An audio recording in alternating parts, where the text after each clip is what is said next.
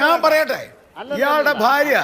ഇയാളുടെ ഭാര്യ കോട്ടയത്തെ അമ്പലത്തിൽ ഇയാൾക്ക് വേണ്ടി എന്നും ഗണപതി ഹോമം നടത്തുക. ആ ഗണപതി ഹോമത്തിന് ഷീറ്റ് എഴുതി കൊടുക്കുന്നത് ഒരു RSS കാരനാ. ഇയാളുടെ പേരിൽ എഴുതി കൊടുത്ത ഷീറ്റ് എന്റെ കയ്യിലുണ്ട്. ഞാൻ വേണം നിങ്ങൾക്ക് കാണിച്ചു തരാം. നിങ്ങളുടെ ഭാര്യയുടെ അച്ഛനാണ് ആ ക്ഷേത്രത്തിന്റെ ചെയർമാൻ. ഭാര്യയെ കൊണ്ട് ഗണപതി ഹോമം നടത്തിക്കുക, എന്നിട്ട് ചാനലിൽ വന്നിട്ട് ഗണപതി മിത്തല്ല ഒന്നുമല്ല എന്ന് പറയുന്ന കാപട്യമല്ലേ നിങ്ങളുടെ പാരമ്പര്യം? അതിനപ്പുറം കേട്ടില്ലേ? അന്തി ചേർച്ച പൊതുവേ നമ്മൾ കൈ കൊടുക്കാറില്ല, എന്നാലും അത് കേൾക്കുക ഭയങ്കര രസമാണ്. പിന്നെ ഈ കമ്മ്യൂണിസ്റ്റ് പാർട്ടി, ഈ അനിൽകുമാർ എന്ന് പറയുന്ന കക്ഷി ഇത് കേൾക്കണം.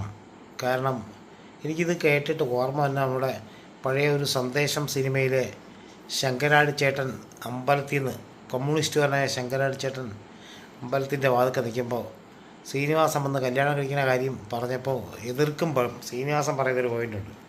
നിങ്ങൾ അമ്പലത്തിൽ നിന്ന് ഇറങ്ങി